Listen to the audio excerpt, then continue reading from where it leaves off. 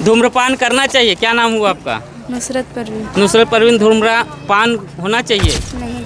धूम्रपान जरूरी है? नहीं, हम बिना धूम्रपान किए जी सकते हैं कि नहीं? कैसे नहीं सर, जी सकते। धूम्रपान जरूरी है क्या? नो। धूम्रपान जरूरी है? No sir. धूम्रपान करना चाहिए? सर। आप बताइए, धूम्रपान करना चाहिए? नहीं सर। धूम्रपान से भविष्य बिगड़ता है या बनता है? बिगड़ता है। तो धूम्रपान से भविष्य अंधकार की ओर जाता है कि उजाले की ओर जाता है? अंधकार की। आज हमारा स्कूल उस विषय पर चर्चा कर रहा है जिस पर आज समाज पर एक खाई बन रहा है। जी हाँ, आप लोग सही समझ रहे हैं। धूम्रपान, नशा, ये ऐसी खाई है जिसमें बड़े तो जा ही रहे हैं लेकिन छोटे बच्चे भी इसके लत लग रहे हैं।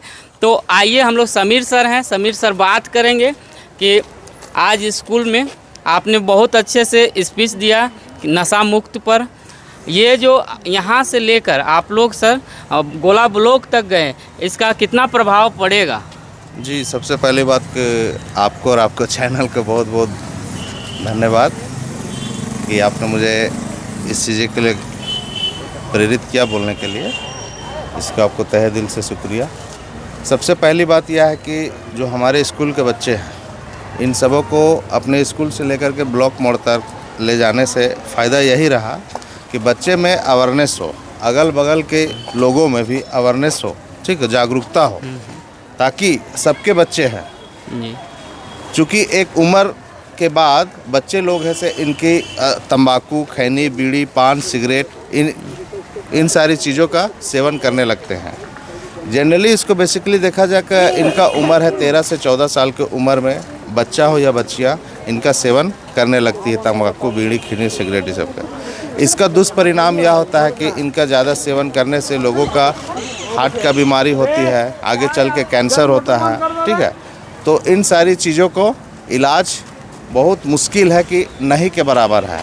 कैंसर का इलाज अगर कुछ दिनों के लिए अगर हम जिनके पास पैसा है अगर इलाज करवाते हैं तो कुछ दिनों तक वो अपना लाइफ को टेन्योर कुछ 1 साल, 2 साल, 3 साल के लिए बढ़ा सकते हैं, अंततः उनको मौत का ही सामना करना पड़ेगा। सर, कई बार हम लोग प्रोग्राम भी किए हैं धूम्रपान को लेकर, नशा मुक्त अभियान को लेकर, लेकिन इसका एक क्या कहेंगे कि एक निष्कर्ष निकलना चाहिए, एक सटीक होना चाहिए कि धूम्रपान ना करें।